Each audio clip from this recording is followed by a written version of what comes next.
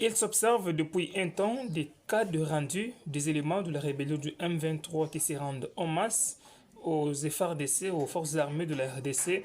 Alors, ces rendus se sont multipliés depuis l'appel ou l'annonce des forces armées de la RDC appelant ces anciens éléments enrôlés des forces dans la rébellion du M23 FC à trouver tous les moyens de fuir et de rejoindre les camps de la patrie. Depuis là, on assiste à une vague de rendus, mais aussi de capturés, mais concentrons-nous sur les rendus, car ils sont à la base d'une certaine polémique au sein de l'opinion tant nationale qu'internationale.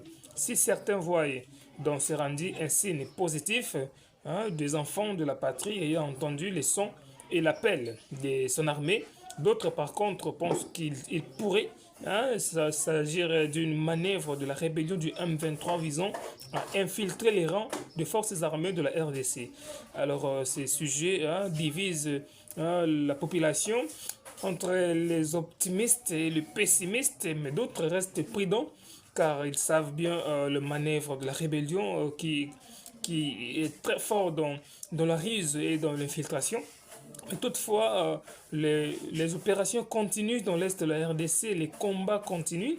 La semaine écoulée, la semaine passée ici, les forces armées de la RDC ont présenté un échantillon de 45 éléments, parmi lesquels 15 capturés.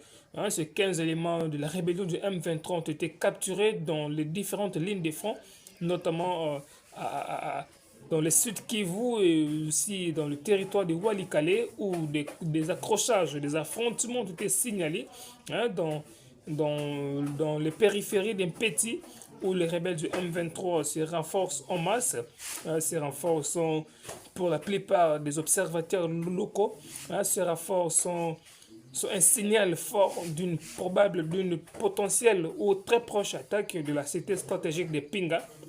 Pinga est une cité très stratégique et encore sous contrôle des forces armées de la RDC. C'est un peu comme Walikale Centre. Elle possède un aérodrome qui permet en tout cas aux éléments de la RDC de se renforcer par hélicoptère. Et c'est là, une fois tombé entre les mains de la rébellion du M23, pourrait être un coup fatal pour l'armée régulière. Alors, c'est pour cette raison même que l'aviation de l'armée régulière a bombardé hier dimanche les ponts petits, ces ponts qui permettaient à la rébellion de se renforcer, d'acheminer du matériel de renfort. Ces ponts ont été bombardés par les forces armées de la RDC. D'ailleurs, le coordonnateur adjoint du M23 AFC, Bertrand Bissimo, a dénoncé ce qu'il qualifie d'un acte barbare du gouvernement de la RDC, car ces ponts, c'était un pont vital pour la population, pour l'interconnexion de la population, et cela va fragiliser le mouvement de la population du territoire du Walikale de Massissi, qui empruntaient souvent ces ponts.